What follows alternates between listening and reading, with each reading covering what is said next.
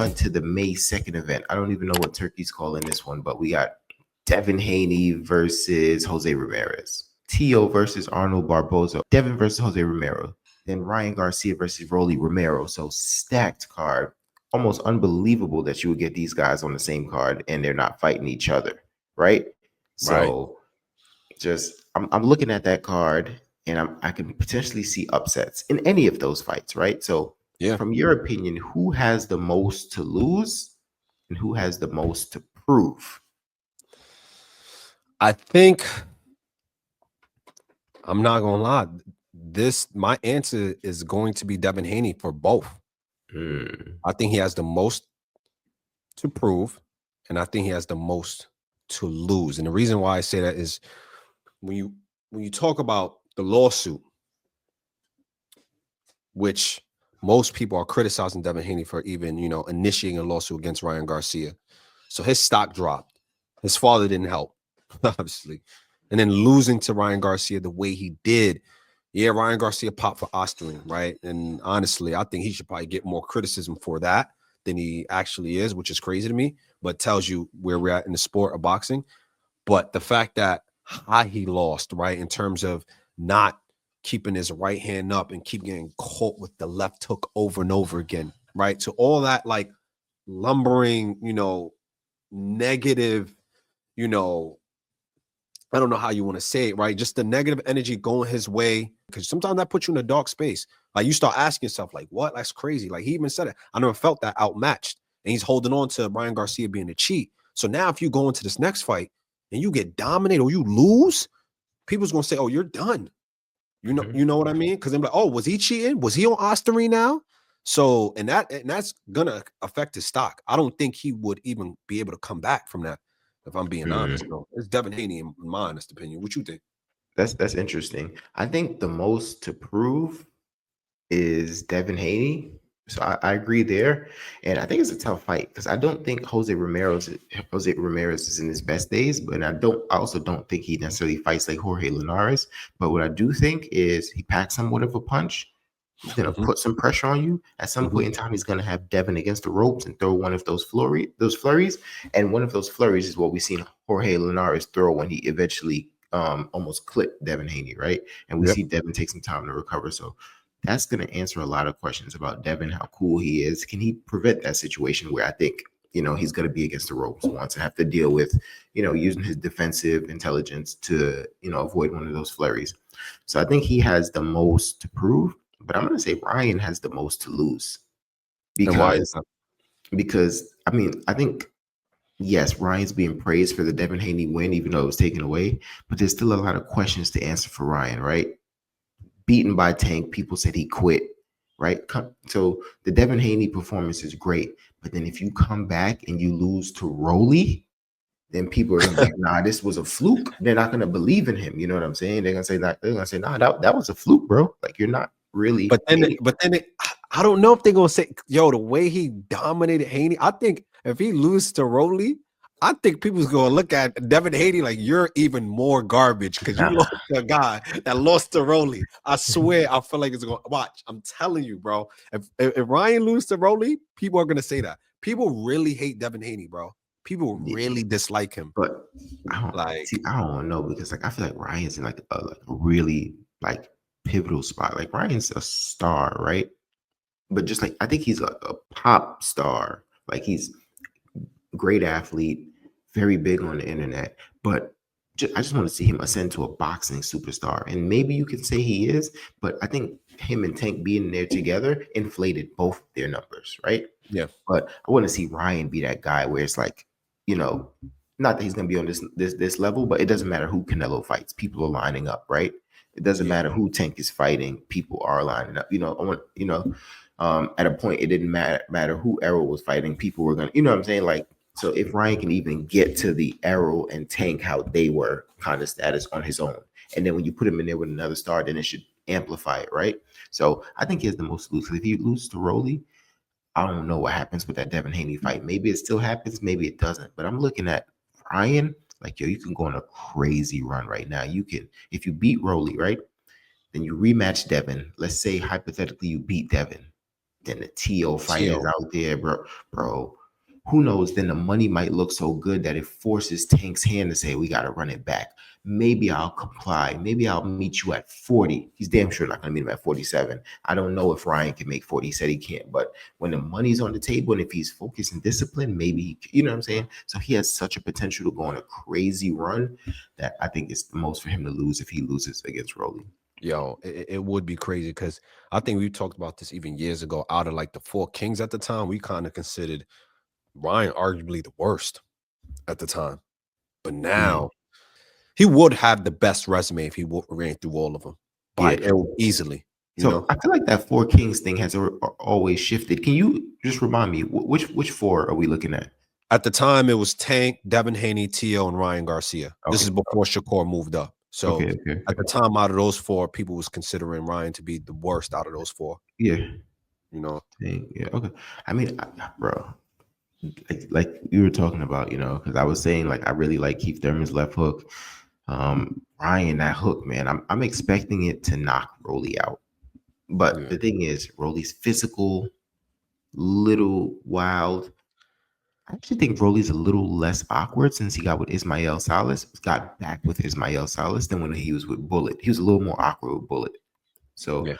because in that Pitbull fight, Rolly was kind of like trying to box more, but it just didn't work. But I think Rolly, something psychologically is going on. He always kind of seems like a deer in headlights now. So I could see him maybe trying to rough Ryan up, probably throwing something crazy at Ryan and not really seeing that left hook coming and tapping that chin and putting him out. The thing is, Ryan better not get knocked out by Rolly, bro, because he'll never hear the end of that. And Ryan is not the best defensive unless he's using the what's the opposite of Philly shell? We'll call it the turtle shell, but where he He kind of turns just his back completely. turns his back. Yeah, the turtle shell, which is egregious. But I think Ryan still fights with his chin up. And he does things wrong, like from a technical aspect, but he can get away with it because he's so talented, especially with the left hook, his speed and his timing. So Rolly got a chance to drop Ryan, or but it's just who's going to drop who first, and I see Ryan dropping Rolly first. Yeah. So looking at that card, which fight do you think is going to be the most competitive? Who like? I mean, we talked about who had the most to lose, who had the most to prove. Who do you think should be on the biggest upset alert watch? See, I was saying Devin Haney at first, but I don't know. Teal's weird, man. Teal's weird. I feel like Barbosa's definitely motivated. He's gonna come in, and we know when Teal's fighting competition that is somewhere along the lines of being beneath him, he tends to fight below the competition. Like he fights at that competition level, or he rises to the occasion. And I feel like it's gonna probably be one of those fights where it's gonna be closer than what people think. So I'm not gonna go with the obvious choice, which is Devin Haney. I feel like, and I already selected him. I'm gonna go Tio and Barbosa. I Yeah, feel like that's a fight that it's probably gonna be tougher than what people think. I'm gonna go with that. yeah. Yeah, I gotta agree. Barbosa stylistically, I think is gonna bother Tio some because he's not a super pressure guy. He's not take crazy chances, kind of leave himself open kind of guy, right? So Right. I think it's gonna bother Tio a little bit, just being that natural counterpuncher. Natural counterpuncher. Tio's gonna look for him to make some more mistakes, but he's Right. kind of a careful guy. He doesn't really like waste a ton of shots. So I'm not sure that counter may be there early, and it may force Tio's hand to kind of step on the gas a little bit, and to do more to kind of make it a fight to then open him up to land some of those counters. But Barbosa, big, strong guy, very respectable punching power. I'm not gonna say scary punching power, but very respectable. Can fight, can move when he needs to. Thought the win versus Jack Catterall was very impressive. I think the win before that was Ramirez. Yep. So this is a guy on a pretty good run, good size. Like you said, you never really know what Tio is coming to the ring. I don't know, bro. You know me, I personally thought Tio lost his last fight. And then not that Barbosa fights anything like Jermaine Ortiz, but like I said, you could never really know what Tio you're gonna get. And he arguably lost to Sandor Martin, at least according to some people. I or forgot had a about that tough fight. with the second knockdown not being ruled. I forgot what the scorecard was though. I think the scorecards were wider than everybody thought, but that Sandor Martin fight was kind of tough. It was Which kind of I'm not tough. gonna lie, Sandor Martin just gave Puello a tough fight. So Yo, and Sandor Martin I thought Sandor Martin won that fight. I'm gonna be honest, bro. and He you got fought to a fight. think. He had me thinking. I'm not gonna lie. It made me respect. All right, to Teal's defense, it made me respect Sandor Martin more. I'm like, oh, nah, he's good. He's good, But But you got to think. Sandor retired Mikey Garcia, bro. yeah, he did. He did. But I feel like Mikey Garcia was kind of like, Yeah, 1 foot in, 1 foot one out. foot in, 1 foot out. So I'm like, but now when this fight with Puello, he's just got the curse. Sometimes you get to a level where you fight a elite tier fighter, but Mm-hmm. the judges or just boxing in general, the people, the stakeholders, they don't want you to win fights. They just want you to be that gatekeeper or the person that you can just be used as a name and keep losing. I think that's where they're putting him at this point. Yeah. Okay. I mean, when we get closer to the card, we're gonna do like full-fledged predictions and stuff. But I think Ryan's fighting at welterweight. Devin's fighting at welterweight. I think So is it welterweight? I think it's like a weird catchweight. Is it? Is it I not? thought they were fighting at welterweight. Oh, you might be right. You might be right. Okay. So we'll look it up, and if anything, we'll put a little asterisk correction right there. But Tio is fighting at 140. Mhm. But I saw them ask Tio like, "Yo, this was on the Porter Way podcast." Sean Porter said, would you like to fight after this fight, assuming you're victorious? Would you like to fight Keyshawn Davis at 140 on the undercard of Terrence Crawford Canelo in September? And Tio said, man, I want to fight Boots Ennis next. He was like, man, that little baby boy Keyshawn, like he's like, that's nothing. He wants to fight Boots Ennis. And then they asked him, like, like, what do you see in Boots Ennis? He said, not really that good on the inside, and he pays too much attention to the crowd, right? So I'm gonna ask you this: like, are we crazy for overlooking Tio, a guy who always seems to rise to the occasion? Are we crazy for overlooking him against Jerron Boots Ennis? If it had been Crawford, I'd have been like, he's absolutely out of his mind. But with Jerron, not saying Jerron is that far beneath Crawford. I don't know.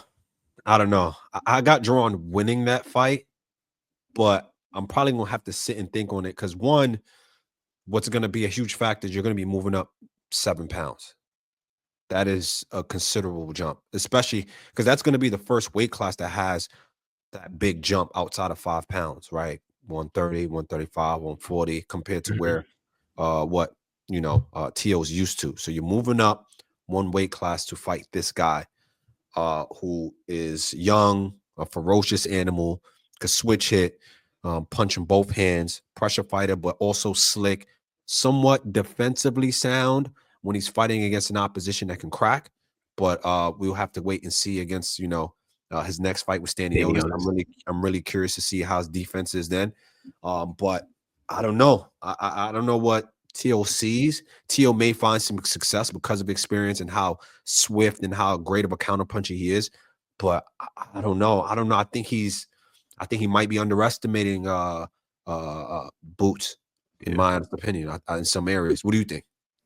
You think it's crazy? Remember, Mikey Garcia saw something in Errol Spence. So man. I think Tio is biting off more than he can chew with this one. I think he should stick to 140. I think if he comes up to 147, maybe don't initially start off with Boots Ennis. Maybe go for a Devin Haney or Ryan Garcia, assuming they're victorious in their fights in there at 147. So someone who's recently made the jump, similar to you, but I don't think Boots Ennis is the place to start. And keep in mind, Boots is a big 147. Yes, he can fight at 154 like tomorrow.